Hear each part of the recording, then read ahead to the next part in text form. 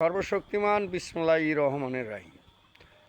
উপস্থিত বলমারি মধুখালী আলফাডাঙ্গা সর্বজনীন ফরিদপুর 1 আসনের সর্বজনীন জনগণ, আপনারা শুভেচ্ছা নেবেন। যারা মুসলমান সম্প্রদায় আসসালামু আলাইকুম, মুসলিম সমাজ এবং যারা হিন্দু সমাজ তারা নেবেন নমস্কার। প্রিয় দেশবাসী, গত দ্বাদশ জাতীয় সংসদ নির্বাচনে আমি একজন নির্বাচিত এমপি। আমার জামাতের ভোট দেশে আমার আনুমানিক ধারণা 25-26 হাজার ভোট পাইছিলাম জামাতের। হিন্দু সম্প্রদায়ের কিছু ভোট পাইছিলাম এবং ইন্ডিং সিন্ডিং এলো পাতাড়ি কিছু ভোট পাইছিলাম। এই দিয়ে মিলে জিলে 86,000 ভোট আমার পড়ছিল।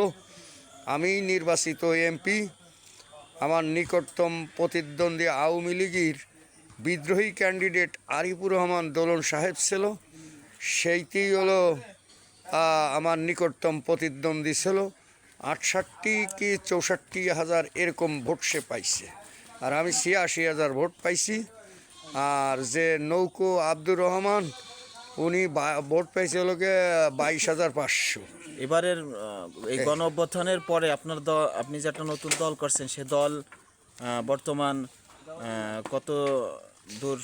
এখন আমার এই আমি যে নতুন দল করছি বাংলাদেশ মুক্তি ঐক্য দল, বাংলাদেশের মুক্তিযোদ্ধার উপর ভিত্তি করে অন্যায় অবিচার ঘুর জুলুম দুর্নীতি প্রতিরোধ করার লক্ষ্যে ডিজেল পেট্রোল সোয়াবিন লিটারে 20 টাকা কমানোর জন্য, সার কীটনাশকে ভর্তুকি দেওয়ার জন্য, পাট পেঁয়াজের দাম বাড়ানোর জন্য এই দল গঠন করছি। এর নাম বাংলাদেশ মুক্তি ঐক্য দল। এই দলের প্রতিষ্ঠাতা সভাপতি আমি জনাব মিস্টার AK-M নূর ইসলাম শিকদার। প্রিয় দেশবাসী, আমার এই দলের গঠনতন্ত্র সহ সকল প্রকার কাগজপত্র নির্বাচন কমিশনে এবং নিবন্ধন ফি সহ নির্বাচন কমিশনের সকল শর্ত মাইনে সব কাগজপত্র দাখিল দিছি প্রায় এই 17/4/2025 সালে, এবং তদন্ত চলতেছে এবং আমাকে নোটিশ করছে। আমি যাওয়ার কথা আরও 2 দিন আগে 15 দিন টাইম দিচ্ছে, যদি কোনো কাগজপত্র বাকি থাকে সেটা আবার দাখিল দিতে হবে। জুলাই গণ অভ্যুত্থানে আপনার দলের ভূমিকা কী ছিল?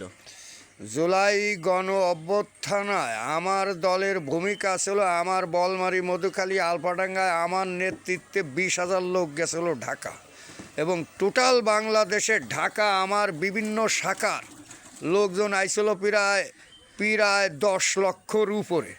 এরা শাহবাগ আইসে, আমি রাত 12:01 যখন শাহবাগ নামি তখন 25টে মোবাইলের বড় বড় মোবাইল দিয়ে আগে আমার ভাষণ রেকর্ড করলো, আমার মতামত নিয়ে। দেখি আপনার সকালবেলা কোটির উপরে লোক ঢাকা শহরে। ব্যাস ব্যাস।